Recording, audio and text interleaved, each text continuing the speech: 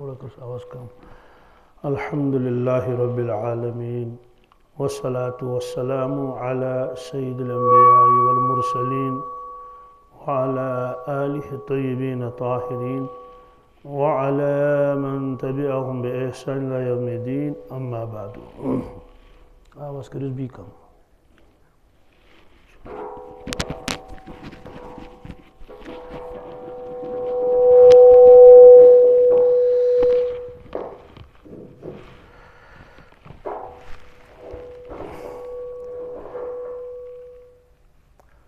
بسم اللہ الرحمن الرحیم.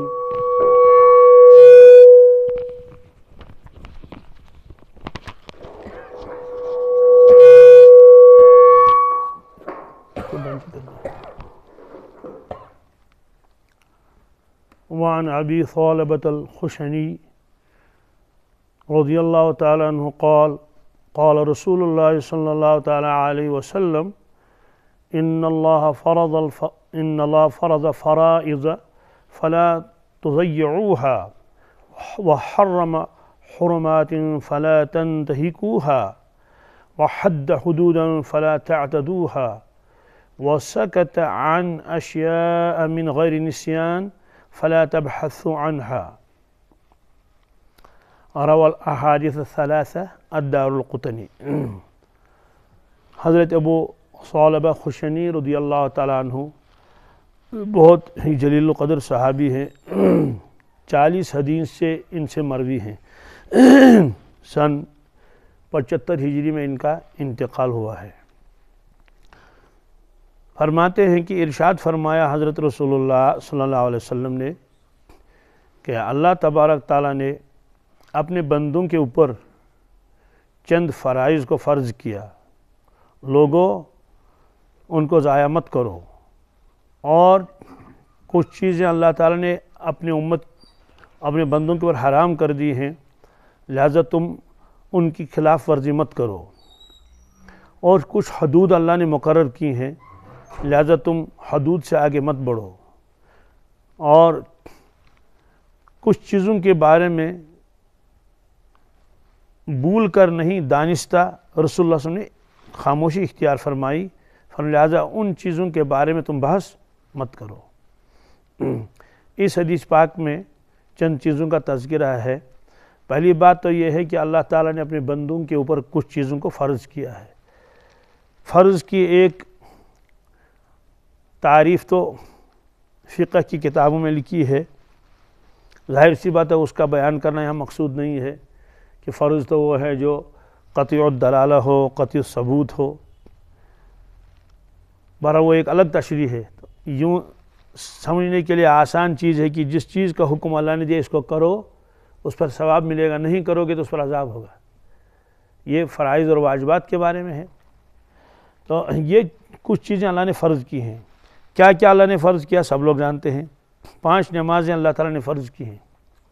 رمضان کے روزے اللہ نے فرض کیے ہیں. مالداروں کے اوپر جو ہے وہ اللہ نے زکوٰۃ فرض کی ہے، عشر فرض کیا ہے.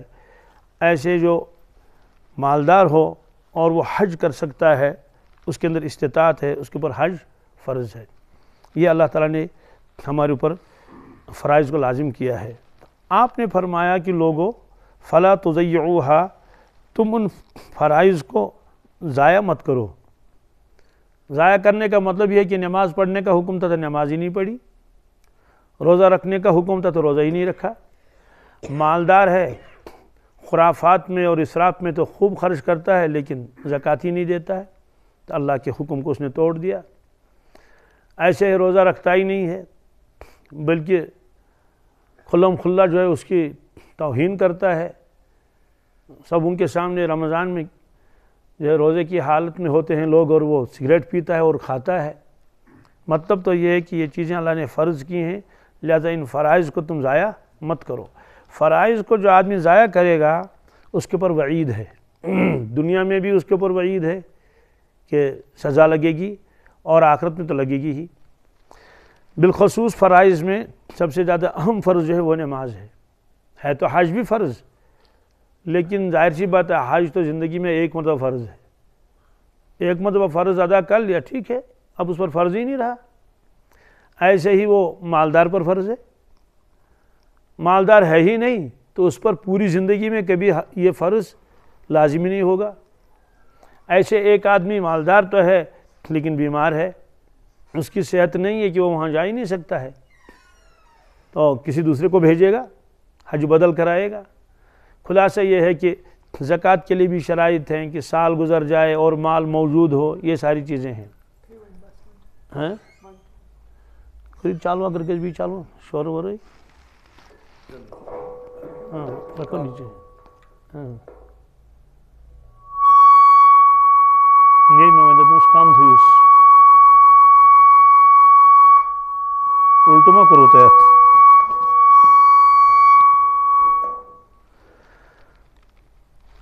تو اس کے بارے میں آپ اس کو کم کر دیں آواز. تو حج ایک ہی مرتبہ فرض ہے اور بعض لوگوں پر وہ فرض ہے ہی نہیں. ایسے زکوٰۃ غربا پر فرض نہیں ہے, پھر اس کے بعد شرائط ہیں اس کے لیے.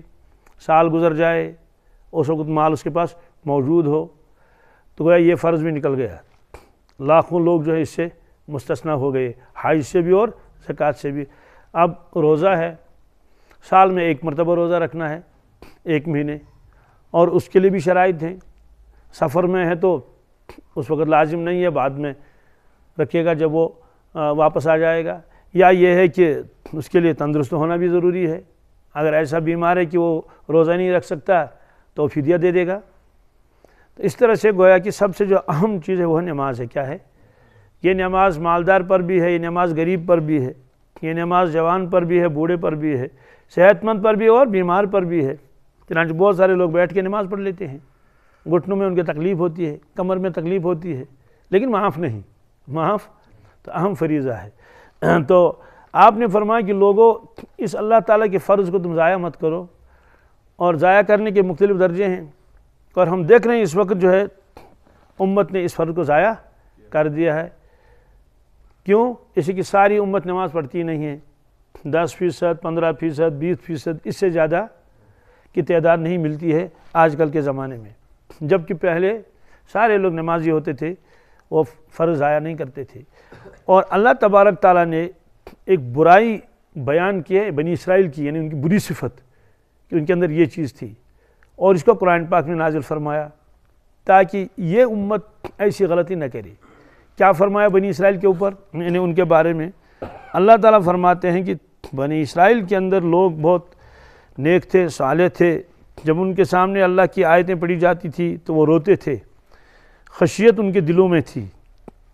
لیکن اس کے بعد جب وہ لوگ چلے گئے دنیا سے, تو ان کے بعد جو ان کے ذریت آئی, اولاد آئے, فرمایا کہ فخلف من بعدہم خلف, تو ان کی جگہ آئے ان کے ناخلف, نالائق, اضاعوا الصلاۃ, انہوں نے نماز کو ضائع کر دیا, نماز کو ضائع کر دیا.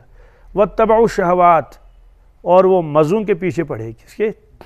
خواہشات کے پیچھے پڑھے. فسوف یلقون غیا, اللہ تعالیٰ فرمایا ان قریب وہ دیکھ لیں گے گائے کو. کس کو؟ تو گائے کے اس کے مختلف معنی کیے گئے ہیں. اس کا ایک ترجمہ تباہی, کیا یعنی ان قریب وہ اپنے آنکھوں سے تباہی دیکھیں گے. چنانچہ بنی اسرائیل نے بعد میں تباہی دیکھ لی. تو اللہ بچائے اگر یہ امت بھی ایسی کرے گا تو تباہی آ جائے گی. دوسرا گئی کا مطلب یہ ہے کہ وہ دوزخ دیکھیں گے. کیا؟ اور دوزخ میں ایک جگہ ہے, اس کا نام ہے غی. وہ ایک دریا ہے جس میں خون اور پیپ اور یہ ساری چیزیں بہہ رہی ہیں. تو بے نمازیوں کو اس میں ڈال دیا جائے گا کہ تم نے اللہ کے فرض کو ضائع کر دیا. تو یہ ان کے بارے میں اللہ تعالیٰ نے فرمایا. اب ضائع کرنے کا ایک تو یہ ہے کہ وہ یا تو انکار ہی کرے, کیا کرے, فرض مانتا ہی نہیں, یا تو وہ فرض کو تو مانتا ہے, فرض کو تو مانتا ہے, فرض کو فرض ہے, لیکن پڑھتا ہی نہیں. کچھ لوگ پڑھتے ہیں لیکن قضا کر لیتے ہیں. اور قرآن پاک نے بھی فرمایا فَوَيْلٌ لِّلْمُصَلِّينَ الَّذِينَ هُمْ عَنْ صَلَاتِهِمْ سَاهُونَ, کہ ان نمازیوں کے لیے تباہی اور بربادی ہے. نمازی کا لفظ آیا جو اپنی نماز سے بے خبر ہے. بے خبر کا مطلب یہ ہے نماز ان پر فرض تھی, کیا یا تو بالکل چھوڑ دی, یا تو جمعہ کی نماز پڑھ لی, عید کی نماز پڑھ لی. جیسے کسی سے کہا گیا تھا پٹھان سے کہ تم نماز پڑھتے ہو؟ ہاں میں پڑھتا ہوں، 3 نمازیں پڑھتا ہوں۔ کتنی؟ اس نے کہا بھائی کون کون سی پڑھتے ہو؟ 5 کیوں نہیں پڑھتے؟ اس نے کہا کہ 8 کی، کس کی؟ اور 61 کی، کس کی؟ اور 360 کی۔ 308 کی کا مطلب یہ کیا 8ویں دن میں جمعہ پڑھ لیتا ہوں، جمعہ میں چھوڑتا نہیں۔ 8 کا مطلب یہ کہ جب جنازہ سامنے ہوتا ہے چارپائی پر، چارپائی کو 8 کہتے ہیں، چارپائی پر ہوتا تو اس کو بھی نہیں چھوڑتا۔ اور 360 یعنی عید کی نماز، کیا؟ عید کی نماز۔ یہ فرمایا کہ یہ بھی نماز کو ضائع کرنا ہے کہ کچھ وقت پڑھ لیتا، کچھ وقت نہیں پڑھ لیتا ہے، تاخیر کر کے پڑھ لیتا ہے، قضا کر لیتا ہے، جماعت کے ساتھ نہیں پڑھتا ہے۔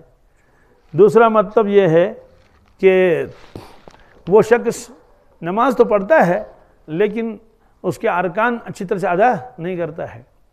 کھڑا ہو گیا، سمیع اللہ لمن حمدہ پورا کیا ہی نہیں اور رکوع میں اس میں چلا گیا سجدے میں، قومہ چھوٹ گیا، قومہ ناقص قومہ کیا۔ ایسے ایک سجدے میں گیا، سر اٹھایا، پورا اٹھایا ہی نہیں اور دوسرے سجدے میں گیا، وہ اس نے بھی نماز کو کیا کر لیا؟ ضائع کر لیا۔ تو یہ فرمایا آپ نے کہ لوگوں بے شک اللہ نے تمہارے اوپر کچھ چیزوں کو فرض کیا ہے، لہٰذا ان فرائض کو ضائع مت کرو۔ معلوم یہ ہو کہ امت کو فرائض کا خیال رکھنا چاہیے، نمازوں کا بھی، زکوٰۃ کا بھی۔ اسی طرح سے قربانی ہے، بعض لوگ قربانی نہیں کرتے ہیں، یہ بھی ایک حق ہے، یہ ضائع ہو رہا ہے۔ تو کچھ حقوق ایسے ہیں جن کا تعلق اللہ کے ساتھ ہے، حقوق اللہ، جیسے نماز۔ ایک آدمی نماز نہیں پڑھتا ہے، اللہ کا حق ضائع کر دیا۔ ایک آدمی زکوٰۃ نہیں دیتا ہے، اس نے اللہ کا حکم تو توڑا ہی، اللہ کا بھی حق ہے لیکن اس میں زیادہ بندوں کا حق ہے، کیونکہ غریبوں کی تو ضرورت پوری ہوتی۔ جب مالداروں نے زکوٰۃ ہی نہیں دی تو وہ تو بیچارے بھیک مانگیں گے نا، اس لیے فرمایا کہ ان کو تم ضائع مت کرو۔ دوسرا فرمایا حرم حرمات، اللہ تعالیٰ نے بہت ساری چیزوں کو حرام کر دیا ہے، فلا تنتہکوها، لہذا تم ان حرام چیزوں کو ان کا ارتکاب مت کرو، خلاف ورزی کر کے ان چیزوں کو مت کرو، ان کے قریب مت جاؤ، یعنی توڑو مت اللہ کے حکموں کو۔ مثلا شراب ہے، چوری ہے، باقی بڑے بڑے گناہ اللہ بچائے، تو ان چیزوں کے اندر آدمی مبتلا ہو جائے گا، گویا کہ اللہ تعالیٰ کی حرمات کو کیا کرتا ہے؟ توڑتا ہے۔ تو آپ نے فرمایا ایسا مت کرو۔ اسی طرح سے بعض چیزیں اللہ نے حرام کر دیا لیکن ایک آدمی مانتا ہی نہیں، رضائی بہن سے نکاح حرام ہے، اس طرح کے واقعات بہت سارے پیش آئے، تو وہ کہتے ہیں نہیں میں تو اسی کے ساتھ نکاح کروں گا، اس سے کہیں گے یہ رضائی بہن ہے، کیا ہے؟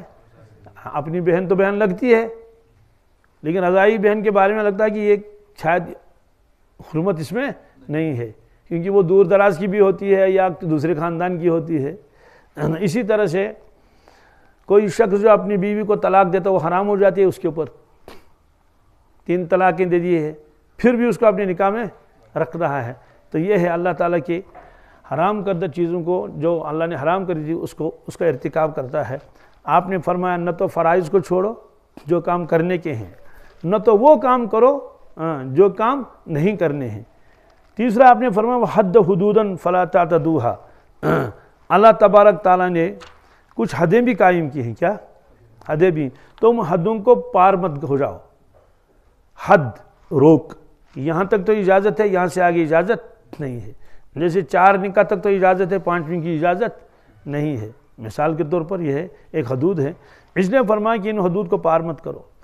ایسے دنیا میں غمی اور شادی کا موقع آتا ہے تو شادی کے موقع پر اس نے خوشی کا اظہار تو کرنا تھا لیکن وہ اسراف میں داخل ہوا، کس میں؟ وہاں ناچ نغمہ چل رہا ہے اور وہ کس کے؟ خوشی کے نام پر، ظاہر سے یہ ہے حد کو پار کرنا۔ تو آپ نے عید کے موقع پر بھی فرمایا بھئی عید ہے، خوشی کا دن ہے لیکن اس کے یہ حدود ہیں۔ ایسے غمی کے موقع پر کسی کا انتقال ہوا، سوگ منا سکتے ہیں، غم کر سکتے ہیں، بات سمجھا گئی؟ اور آدمی بغیر آواز کے ہلکی آواز تو آ ہی جاتی ہے، رو بھی سکتا ہے آنکھوں، لیکن آپ نے فرمایا من ضرب الخدود، جو آدمی اپنے چہرے کو پیٹے، وشق الجیوب، اور اپنے گریبان کو پھاڑ دے، کپڑوں کو پھاڑ دیا، ودعوی بدعوی الجاہلیہ، اور ایسے وہ چیخنے لگا، چلانے لگا، واویلا کرنے لگا جیسے زمانے جاہلیت میں ایسے کرتے تھے، فلیس منا، یہ ہمارا نہیں ہے۔ تو گویا کہ یہ آپ نے فرمایا تو فرائض کی پابندی کریں، حرام چیزوں سے اپنے آپ کو بچائیں، اور اسی طرح سے جو حدود متعین کی ہیں شریعت نے ان حدود کے آگے نہ بڑھے، حد میں رہے۔ اور حرمات کے بارے میں ایک روایت شاید آگے آ جائے گی، وہ یہ ہے کہ آپ نے فرمایا کہ یا وہ آ چکی ہے، ہر بادشاہ کا ایک حمہ ہوتا ہے جس میں اس کے بادشاہ کے جو اپنے جانور ہوتے ہیں، گھوڑے ہوتے تھے، اونٹ ہوتے تھے وغیرہ، تو اس میں گھاس کھاتے تھے۔ تو جو پبلک کا جو وہ ہے بھیڑ بکر وغیرہ، ان کے لیے تھا بھائی اس علاقے میں آپ نہیں لے جا سکتے، اپنے چوپایوں کو دور رکھنا ہے۔ کیا آپ نے فرمایا اس کے قریب مت لے جاؤ۔ تو جو آدمی اپنے بھیڑ بکریوں کو لے رہا ہے، اپنے دوسرے چوپایوں کو ڈنگر وغیرہ لے جا رہا ہے اور کہتا ہے کہ بھائی میں دور دور سے ہی چرا لوں گا، ان کو یہ گھاس کھائیں گے، اندر جانے نہیں دوں گا، لیکن غافل ہو گیا یہاں تک کہ وہ جانور اندر داخل ہو گئے۔ آپ نے فرمایا بالکل ایسے ہی جو اللہ نے حرام کی چیزیں ہیں اس کے ارد گرد گویا کہ ایک قسم کی دیوار ہے، اس کے قریب جانے کی کوشش نہیں کرنی چاہیے۔ جیسے فرمایا کہ زنا تو حرام ہے، لیکن فرمایا فلا تقربوا الزنا، اس کے قریب ہی مت جاؤ۔ تو یہ حدود ہیں۔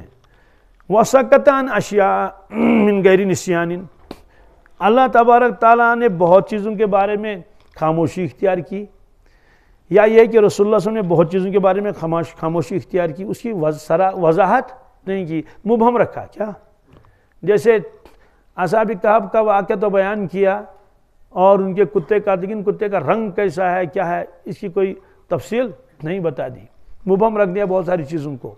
فرمایا کہ جس چیز کو اللہ کے نبی نے مبہم رکھا تو اس کے در پہ نہیں ہونا چاہیے۔ ایسے ہی حروف مقطعات ہیں قرآن پاک میں، اس کا معنی اللہ کے نبی صلی اللہ علیہ وسلم نے امت کو نہیں بتایا، لہذا اس کے پیچھے نہیں پڑنا چاہیے۔ ایسے متشابہات قرآن پاک میں ہے، اللہ تعالیٰ کے بارے میں ہاتھ کا تذکرہ ہے، ید، پنڈلی کا تذکرہ ہے، ساق، ان سے ساری چیزیں ہیں۔ کہتے ہیں یہ متشابہات میں سے ان پر ایمان لانا ہے، کیا ان کے اوپر بحث کرنا اور ان کی کھود اس میں پڑھ لینا، اس سے منع کیا گیا، ایسا مت کرو، یہ فرمایا۔ تو سکوت فرمایا چند چیزوں سے، لہذا تم ان میں بحث مت کرو، بلکہ ان کے بعد جتنا اللہ تعالیٰ نے فرمایا، جتنا رسول اللہ نے فرمایا، بس اس پر اکتفا کر لو۔ تو یہ روایت تھی کتاب الایمان کی، کس کی؟ گویا کہ ایمان ہمارا یہی ہے کہ فرائض کو ادا کرنا ہے، نہیں کرے گا تو اس پر سزا مل جائے گی۔ اسی طرح سے حرمات ہیں، ان سے بچنا ضروری ہے۔ وعن عبداللہ ابن عمرو رضی اللہ تعالی عنہ قال قال رسول اللہ صلی اللہ تعالی علیہ وسلم بلغوا عنی ولو آیہ وحدثوا عن بنی اسرائیل ولا حرج ومن كذب علی متعمدا فلیتبوأ مقعدہ من النار، رواہ البخاری۔ یہاں سے کتاب العلم شروع ہوتا ہے۔ یہ حضرت عبداللہ ابن عمرو فرماتے ہیں کہ ارشاد فرمایا رسول اللہ صلی اللہ علیہ وسلم نے، بلغوا عنی ولو آیہ، کہ میری جانب سے پہنچاؤ، میری جانب سے میری امت کو اگرچہ ایک ہی آیت ہو، اور فرمایا بنی اسرائیل سے جو باتیں آپ سنیں گے ان کو بیان کر سکتے، اس میں کوئی حرج نہیں ہے۔ اور جو آدمی قصدن جان بوجھ کر میری طرف جھوٹ کی نسبت کرے، اس کو چاہیے کہ اپنا ٹھکانہ جہنم میں بنا لے۔ اس میں ایک حکم تو یہ آیا کہ ایمان والوں کے پاس، جس کے پاس جتنا علم ہے تو اس میں بخل نہیں کرنا چاہیے، وہ حکم آگے پہنچانا چاہیے دوسروں تک جتنا اس کے پاس علم ہے۔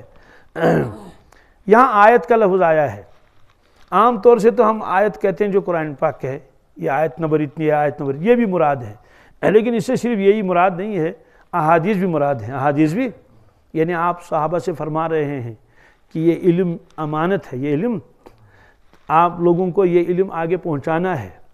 اسی لیے صحابہ کرام کے پاس جب کوئی آتا تھا تو اس کو وہ صورتیں یاد کرانا شروع کرتے تھے۔ حضرت سیدنا ابو ہریرہ رضی اللہ تعالیٰ عنہ جو ہے احادیث بیان کرنا شروع کرتے تھے، تو آپ نے فرمایا بلغو، کیا بلغ کے معنی سے تبلیغ کر لو، کیا کر لو؟ تبلیغ کسے کہتے ہیں؟ تبلیغ کے معنی آتے ہیں کسی چیز کو انتہا تک پہنچانا، کیا انتہا تک پہنچانا محنت کے ذریعے سے، بلغوا عنی، پہنچاؤ لوگوں تک۔ ولو آیا، ولو آیا اس کا مطلب ہے کہ کوئی آدمی سوچے گا بھئی میرے پاس صرف انا اعطینا ہے، اب کیا فائدہ ہے مجھے دوسروں کو انا اعطینا سنانا، میرے پاس تو اللہ کے نبی کی صرف ایک ہی دعا ہے، اب کیا ضرورت ایک دعا سے کیا ہوگا، ایک ہی حدیث میرے پاس ہے، آپ نے فرمایا نہیں یہ پہنچاؤ۔ یہی وجہ ہے کہ بعض صحابہ ایسے ہیں جن سے ایک ہی روایت منقول ہے، کتنی ٹوٹل ایک روایت ان سے منقول ہے، اس نے کہا بس میرے پاس یہی ایک روایت ہے تو اسی کو آگے پہنچایا۔ آپ نے فرمایا کہ اس کی تبلیغ کر لو، چونکہ یہ بلغو کا لفظ جب آ گیا نا تو اس کے مفہوم میں تحقیق کا لفظ بھی آ گیا، کس کا؟ تحقیق اور ثبوت سند، مطلب تو یہ ہے کہ ان چیزوں کو سند کے ذریعے سے پختگی سے آگے تک پہنچاؤ۔ آپ چونکہ آگے پہنچاؤ، قرآن پاک بھی آگے پہنچانا ہے چونکہ وہ تو منزل من اللہ ہے، ایک ایک آیت بھی ہے، احادیث بھی پہنچانے ہیں۔ اس میں آپ نے فرمایا کہ جو شخص میری طرف نسبت کر کے کسی حدیث کو بیان کرے اور وہ حدیث میں نے بیان نہیں فرمائی، یعنی جھوٹ بولا اس نے، کیا تو اس نے اپنا ٹھکانہ جہنم میں بنا لیا، یعنی وہ دوزخی ہے۔ وہ ایک تو کہ کسی عام انسان کے بارے میں آپ نے کہا فلاں نے یہ کہا، یہ تو جرم ہے ہی، گناہ ہے ہی، بھائی جو بات آپ نے کہی نہیں ہے اور ہم کہہ رہے ہیں کہ آپ نے یہ بات کہی ہے، جھوٹی تو ہے۔ لیکن ایک آدمی حدیث بیان کر رہا ہے کہ یہ رسول اللہ صلی اللہ علیہ وسلم فرمایا، حالانکہ آپ نے فرمایا اس شخص نے اس ایسی غلطی کی، اس نے اپنا ٹھکانہ دوزخ میں بنایا۔ کیوں؟ عام آدمی کی بات تو عام ہی ہے، لیکن جو آدمی حدیث بیان کر رہا ہے اور وہ حدیث نہیں ہے، حدیث اس کا مطلب تو یہ ہے کہ لوگ اگر اس پر عمل کر لیں گے تو وہ نبی کا فرمان نہیں ہے، نبی کا فرمان اس پر بہت وعید ہے۔ تو صحابہ کرام ڈرتے تھے، اور اس روایت کو یہ ممن کذب علیہ متعمدن، اس کو تقریباً 70 صحابہ نے نقل کیا ہے۔ کیا؟ ہر صحابی اس کو نقل کرتا تھا تاکہ لوگ محتاط رہیں۔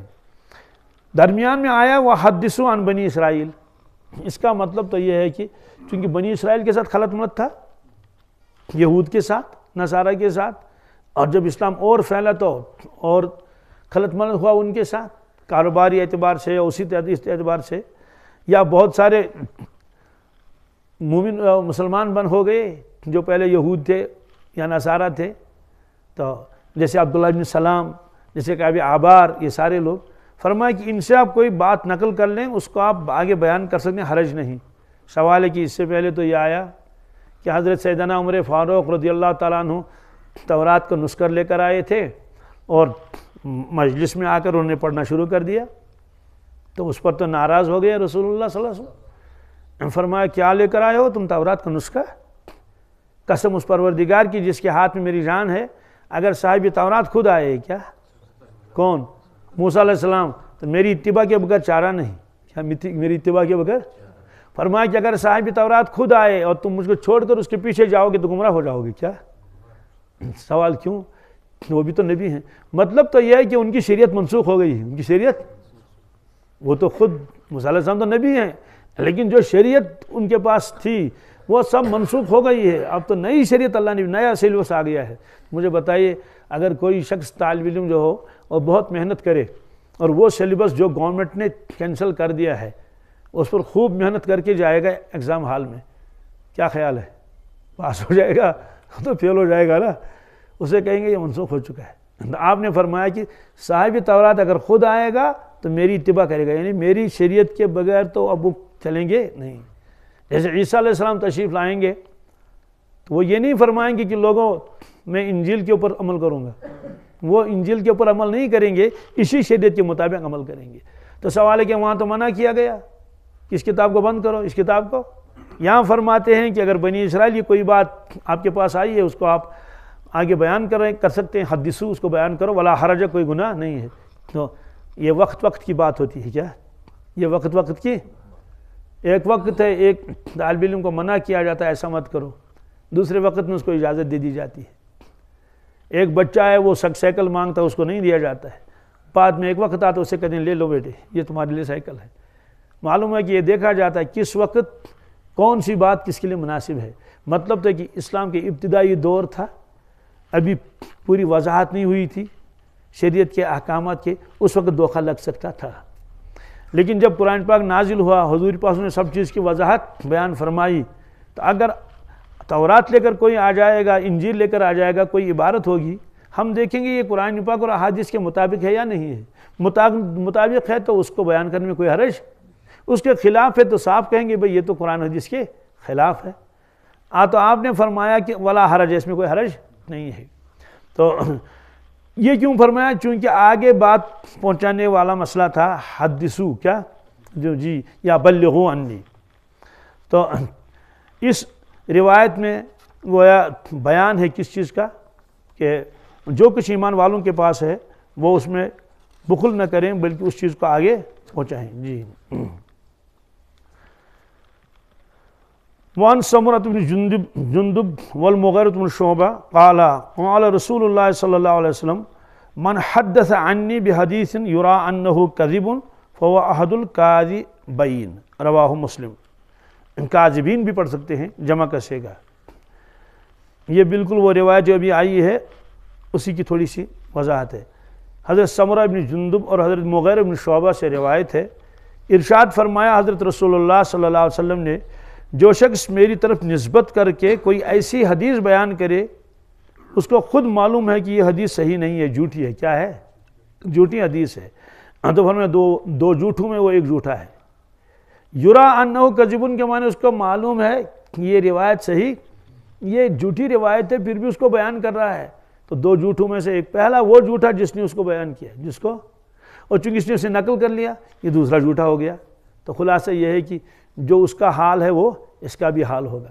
اگر اس کو جمع کا صیغہ کاذبین کہیں گے تب بھی صحیح ہے۔ اس کا مطلب ہے کہ جتنے جھوٹے آئے ہیں اور اس روایت کو وہ نقل کر رہے ہیں تو ان جھوٹوں میں ایک جھوٹا یہ بھی، کیونکہ اس کو معلوم ہے یہ حدیث اللہ کے نبی صلی اللہ علیہ وسلم کی نہیں ہے۔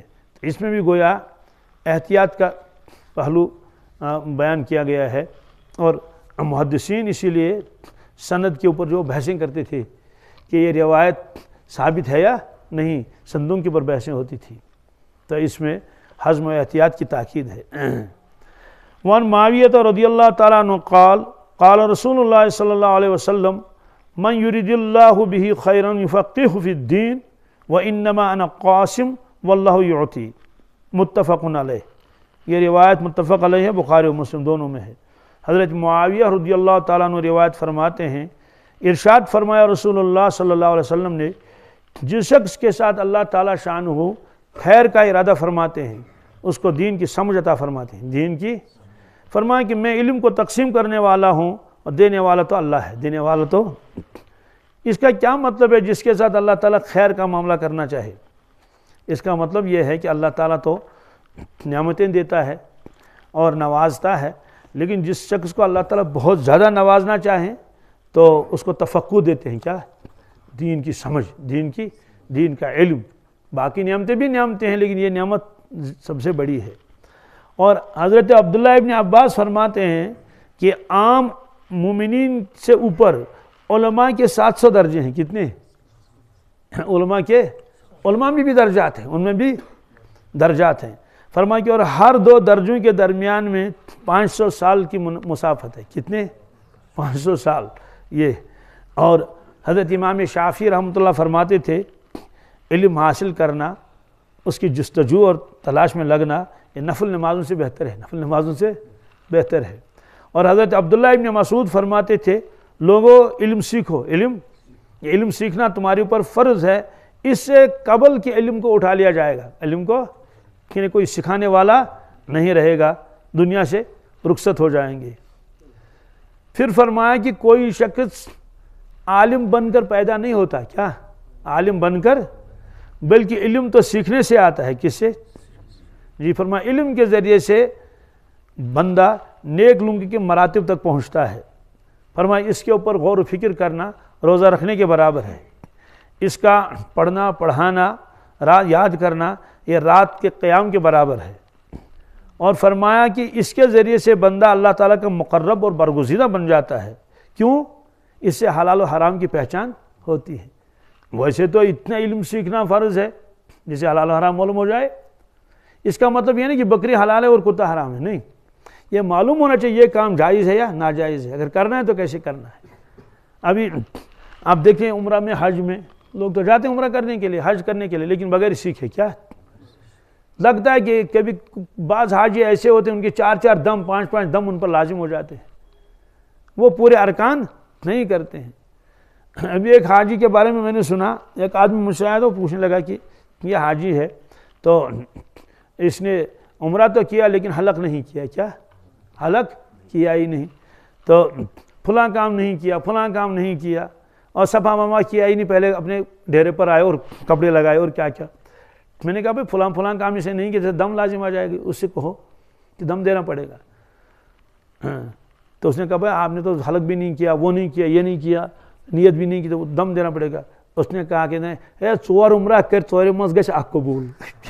کیا اکے گژھن قبول کر، 4 عمرے کیے ایک ہی قبول ہو جائے. میں نے کہا واہ، 4 بیٹے کسی کے ہیں، کہتا ہے کہ ہر بیٹا اعلیٰ افسر بن جائے، ہے نا.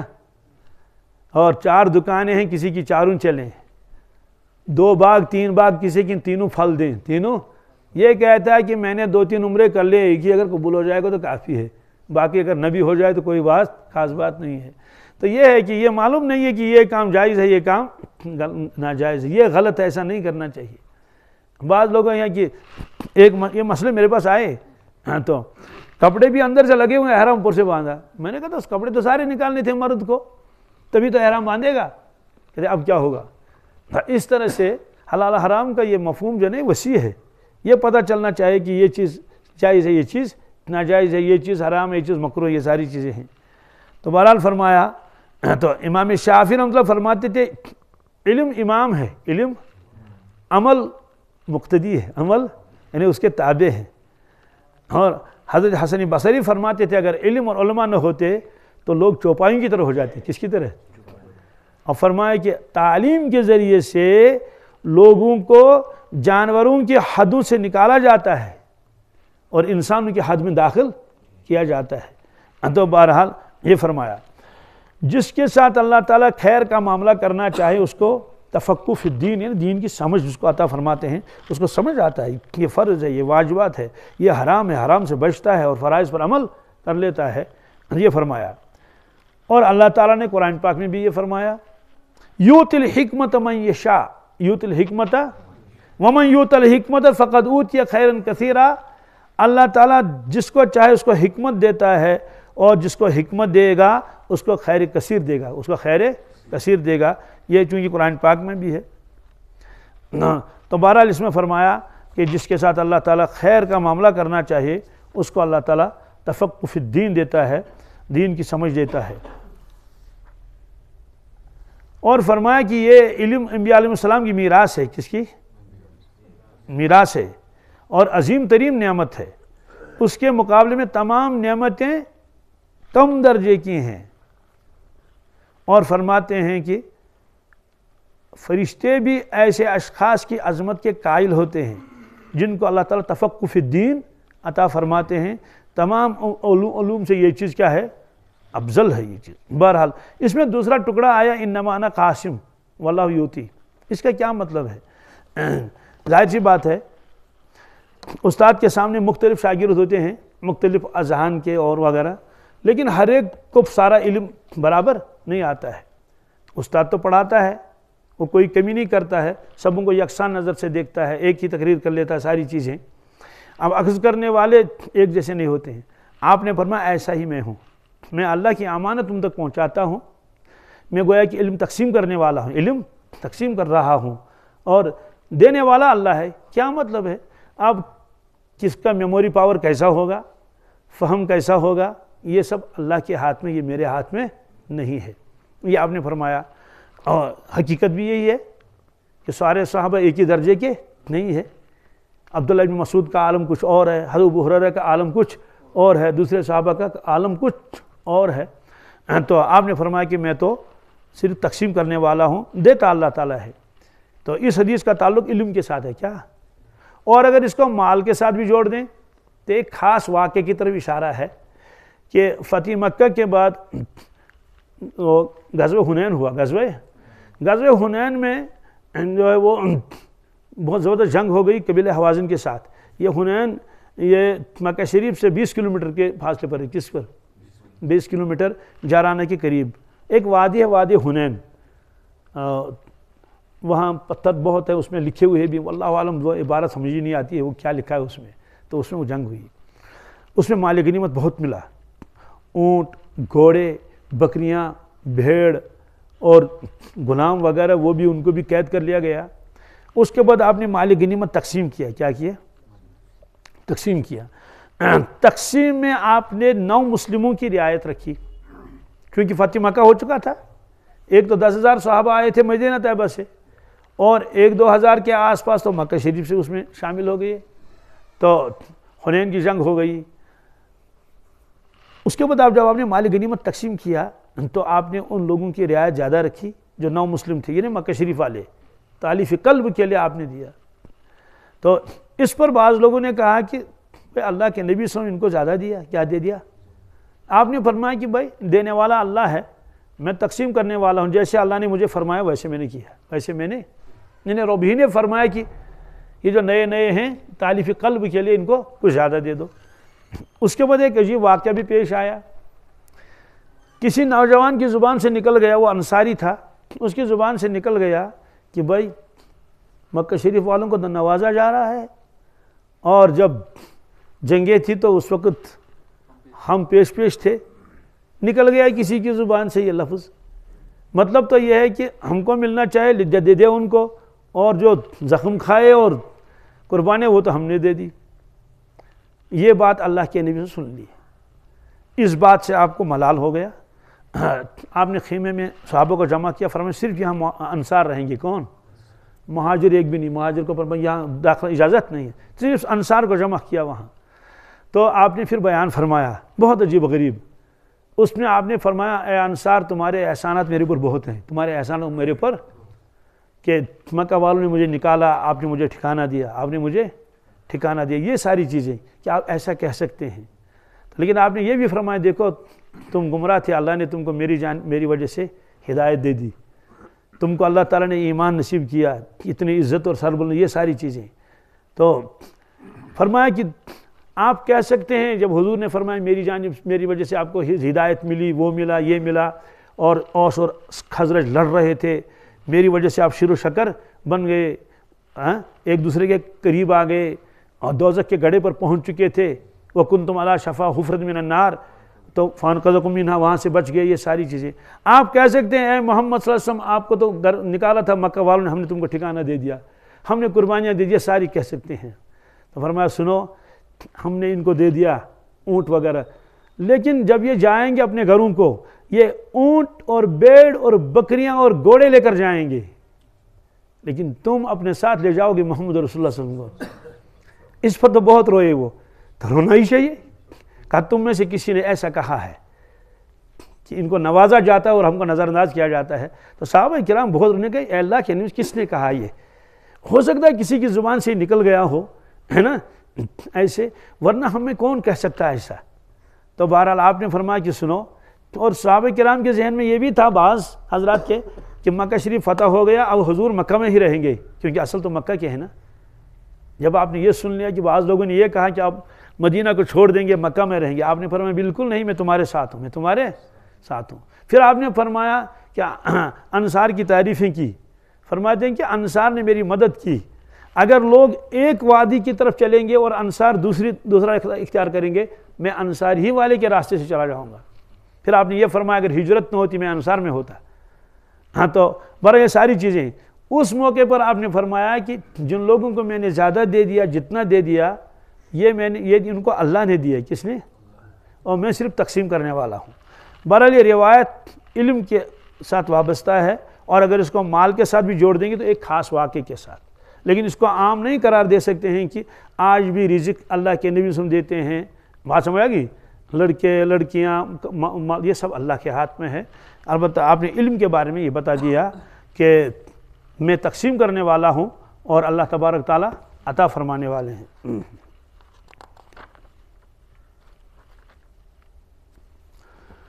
وعن ابی ہریرہ رضی اللہ تعالیٰ عنہ قال قال رسول اللہ صلی اللہ علیہ وسلم الناس معادن كمعادن الذهب والفضة خيارهم في الجاہلیت خيارهم في الاسلام اذا فقهوا یا اذا فقهوا، دونوں پڑھ سکتے ہیں، رواہ مسلم۔ حضرت ابو ہریرہ رضی اللہ تعالیٰ عنہ سے مروی ہے کہ ارشاد فرمایا حضرت رسول اللہ صلی اللہ علیہ وسلم نے کہ انسانوں کی کانیں ہیں، انسانوں کی جس طرح سے سونے اور چاندی کی کان ہوتی ہے، جو لوگ زمانے جاہلیت میں بہتر تھے وہ اسلام میں بھی بہتر ہیں اگر وہ دین کی سمجھ حاصل کر لیں۔ اس کا کیا مطلب ہے؟ اس کا مطلب تو یہ ہے اللہ نے ہر انسان کے اندر کوئی نہ کوئی خوبی رکھی ہوتی ہے، چاہے وہ مسلمان ہو یا مسلمان نہ ہو۔